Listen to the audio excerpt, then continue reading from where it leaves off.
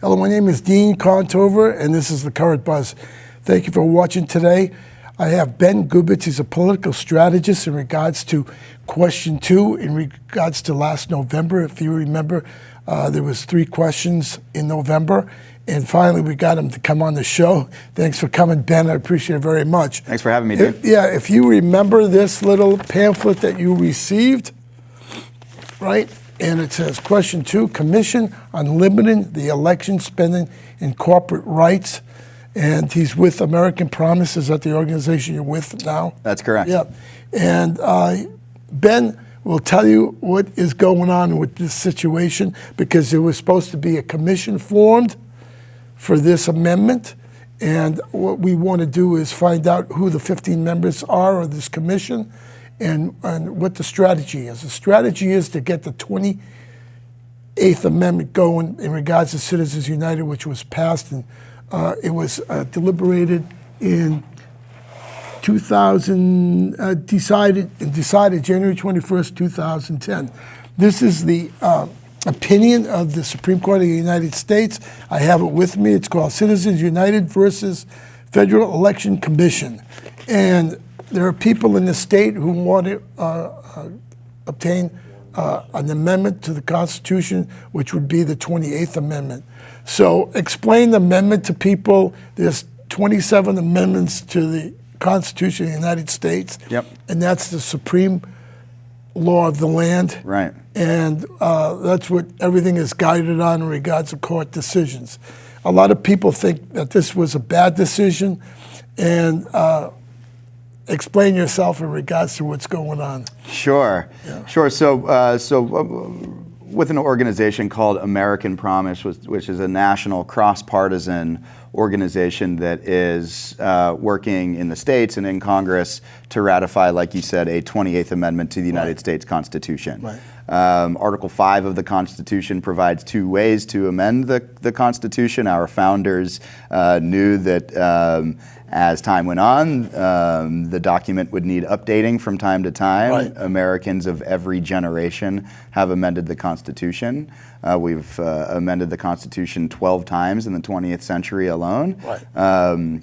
And so what American Promise is working for for this 28th Amendment is to reverse a series of misguided Supreme Court decisions, like you mentioned, Citizens United, but others, Buckley v. Vallejo in the 70s, McCutcheon v. FEC that came after Citizens United, and what these series of Supreme Court decisions have decided is that corporations have the same constitutional rights as human beings do, right, and that money spending money in elections is the equivalent to free speech.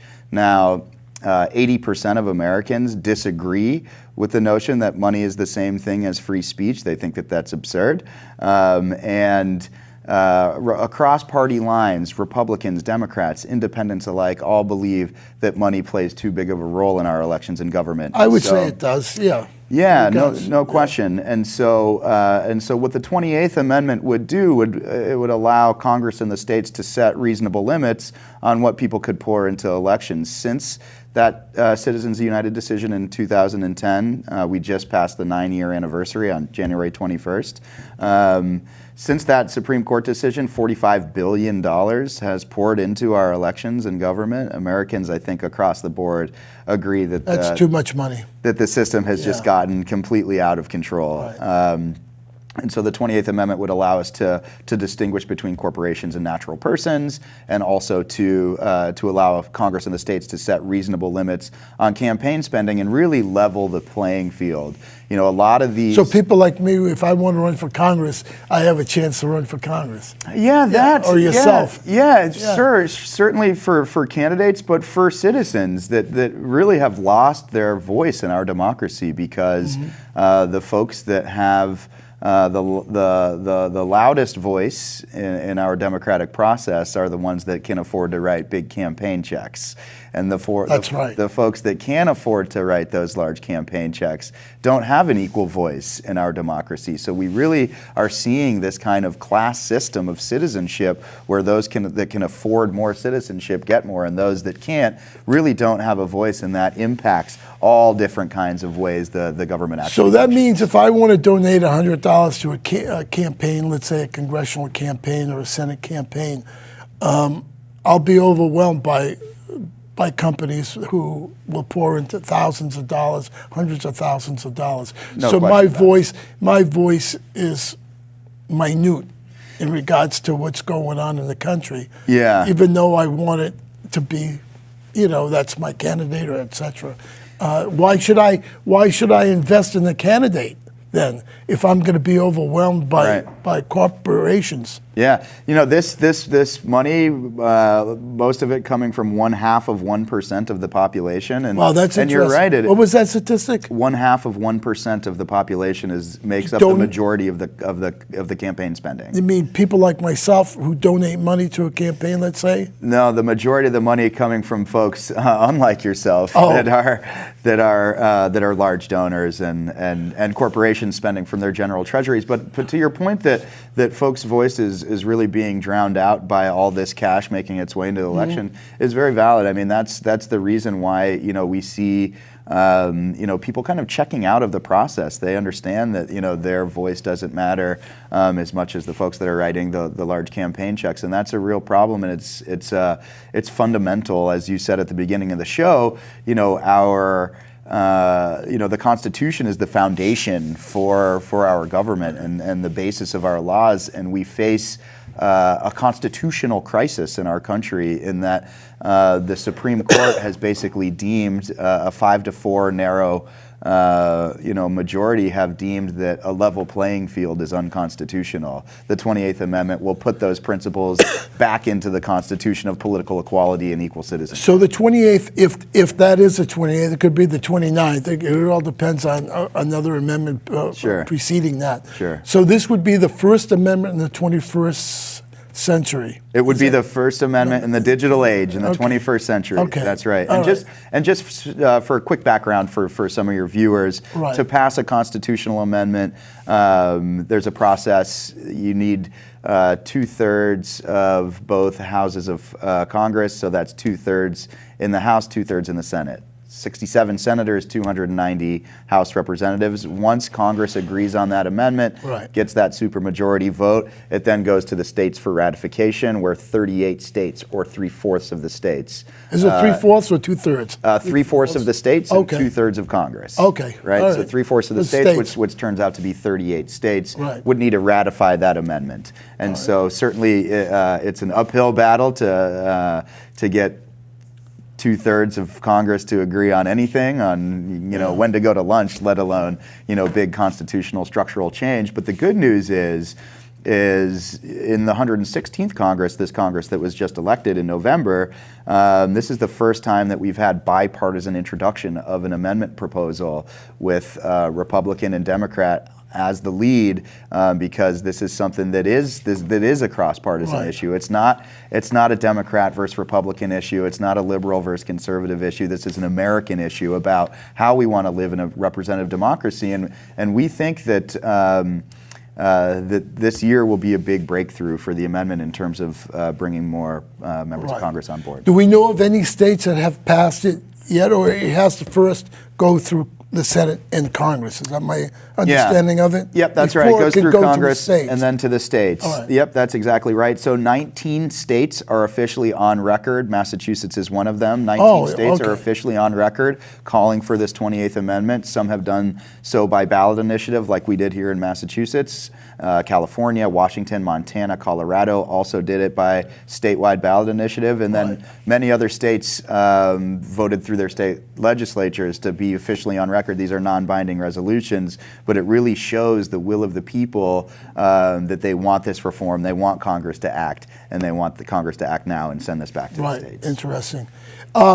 So what is PAC money in this situation? I mean, Yeah.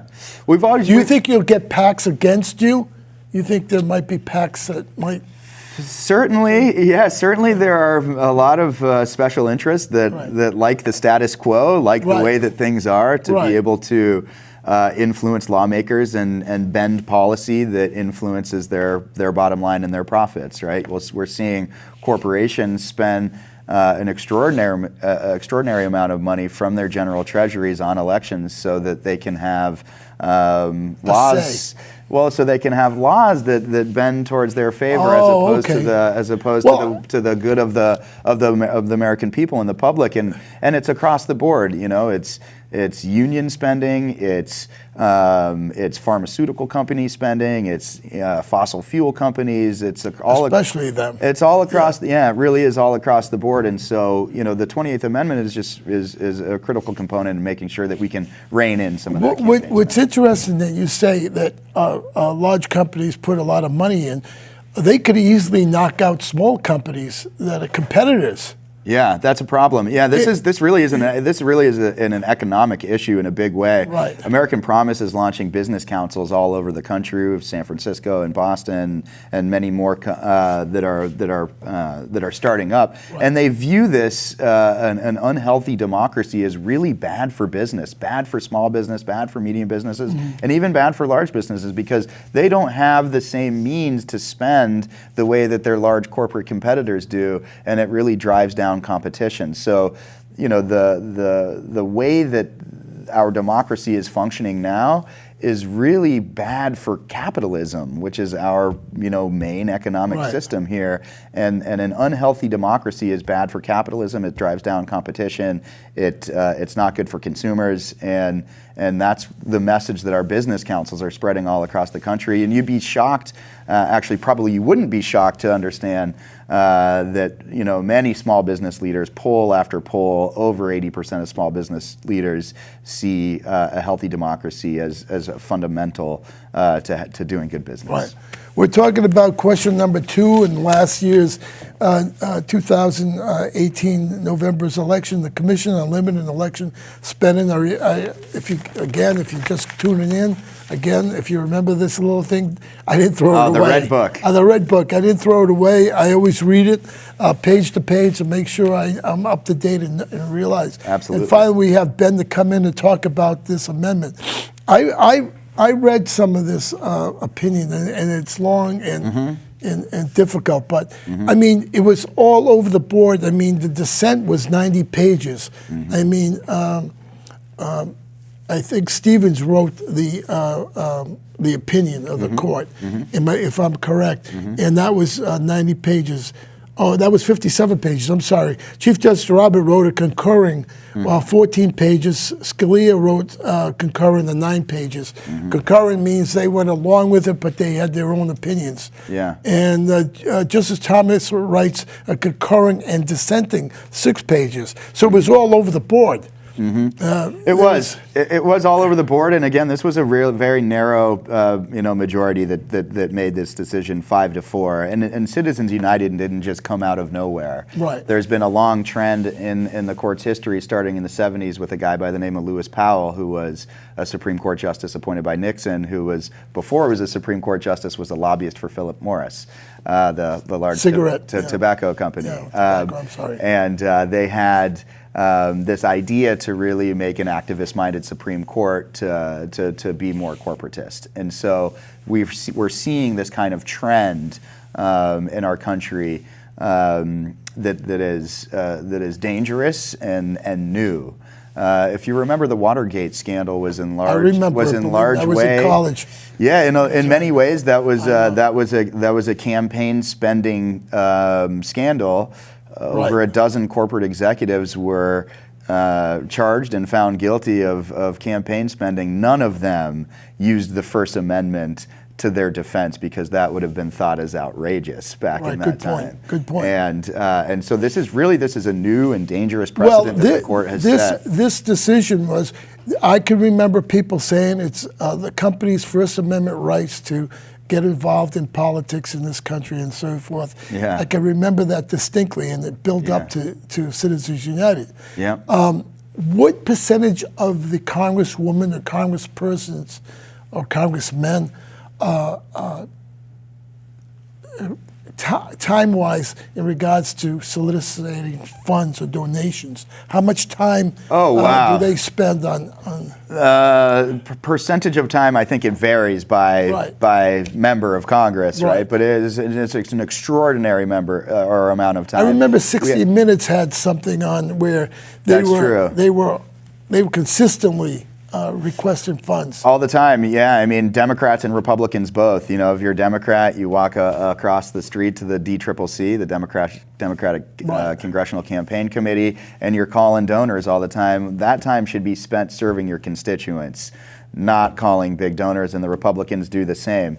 Congressman Jim McGovern from the Worcester area in Massachusetts, who's a wonderful champion for the 28th Amendment, talks specifically about that, and with many of his Republican and Democratic colleagues in Congress that say, listen, you know, I would love to just be serving my constituents and not having to pick up the phone and call campaign donors all the time. But it's a significant percentage of time. Over 50% is done fundraising. So the mission of American Promise is to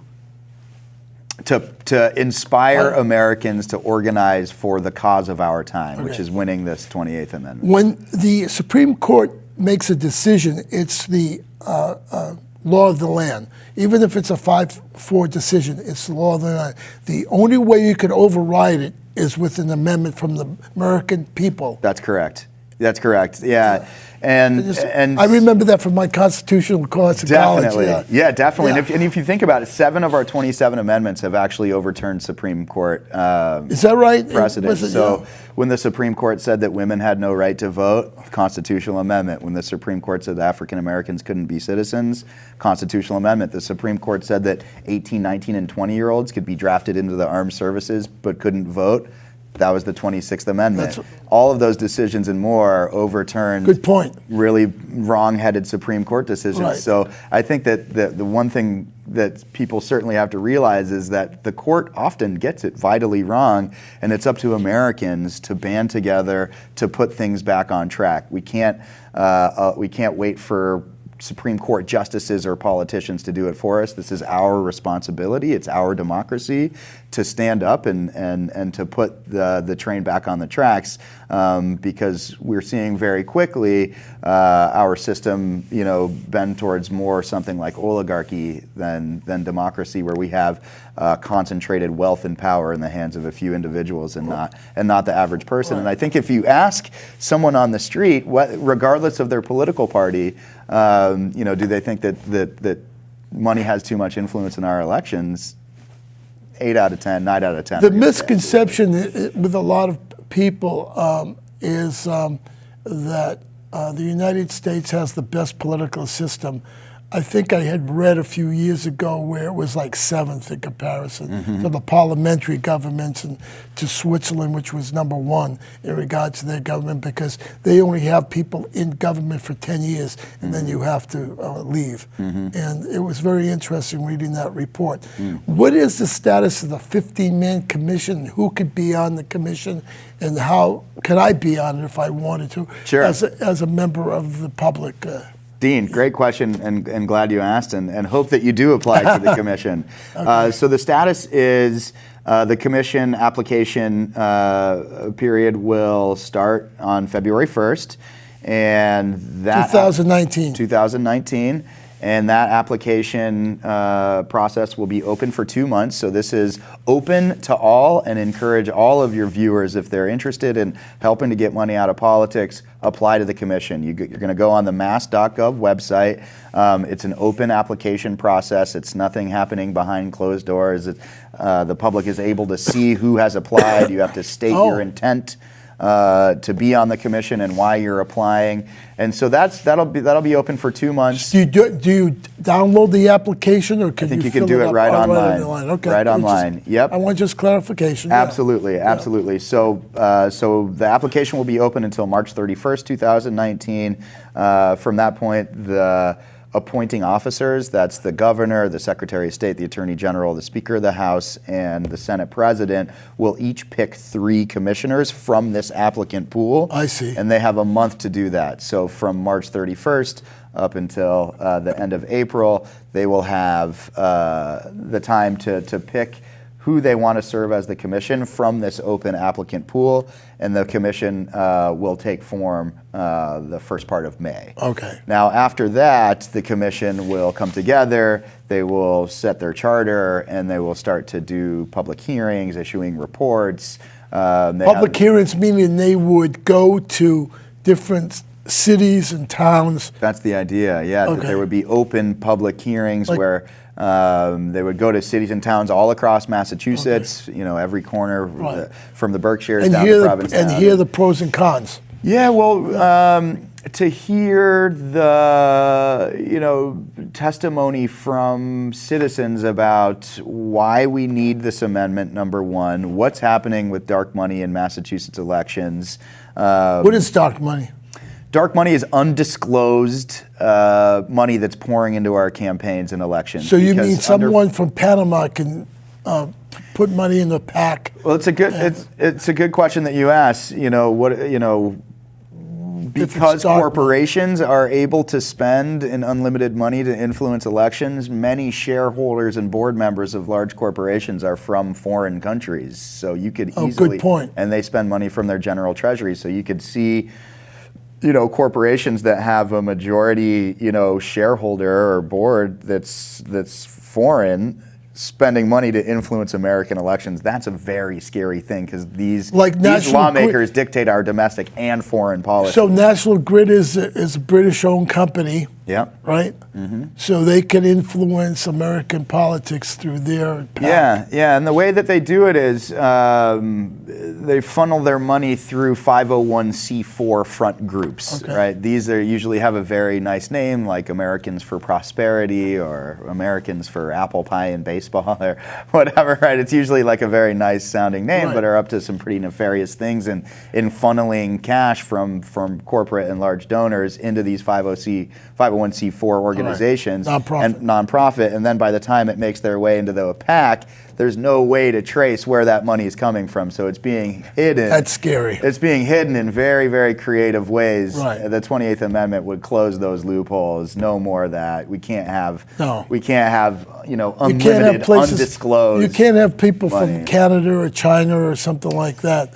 Yeah, that's literally against the Constitution. Yeah, it is. And it always has been. And it always has been. And so, with super PACs, we've had political action committees in our whole life. The creation of super PACs is kind of a new phenomenon that came out of a D.C. Circuit Court of Appeals ruling called Speech Now versus the FEC. It wasn't the Supreme Court, it was the Ninth Circuit in D.C. That opened the way for super PACs. These are super political action committees that are responsible for an extraordinary amount of money making their way into the elections. There's a great documentary out there, I don't know if people have seen it on PBS, called Dark Money, that really explains in a pretty digestible way how donors and corporations are hiding their donations. Yeah. I think, I'd like to thank you for coming on and talking about this. I think it's my pleasure. I think it's very important for people to go to these meetings. And are you planning to be on the commission? Are you going to submit your name for the commission? I don't think that I am. I have a 2-year-old and a 5-year-old, and this full-time work at American Promise. So time-wise, that could be difficult to manage the commission and time commitment in relation to all the other things that I'm doing in my life. But it's a citizens commission. It's volunteer. I encourage everyone to apply if you care about getting money out of politics. This is where you want to be in Massachusetts on this commission. And the great thing about it is it's completely cross-partisan. You're not bringing your partisan views with you. We're coming together. We're setting partisan divides aside. We're coming together to fix this really critical issue in our democracy. American Promise, just so you know, has a lot of important, advisory council members on both sides of the aisle. Al Simpson, Olympia Snow, Mike Dukakis, all across the board. Okay, good. People that are setting aside some of those differences to come together. The ERA amendment is reached 37 states, and it might possibly be the 28th Amendment. Yours may be the 29th. Sure. So we'll see what happens. But I want to thank you for coming on the show. Thank you for having me. Appreciate it very much. But that's my understanding that Virginia might be the 38th state, and in regards to the ERA, and there would probably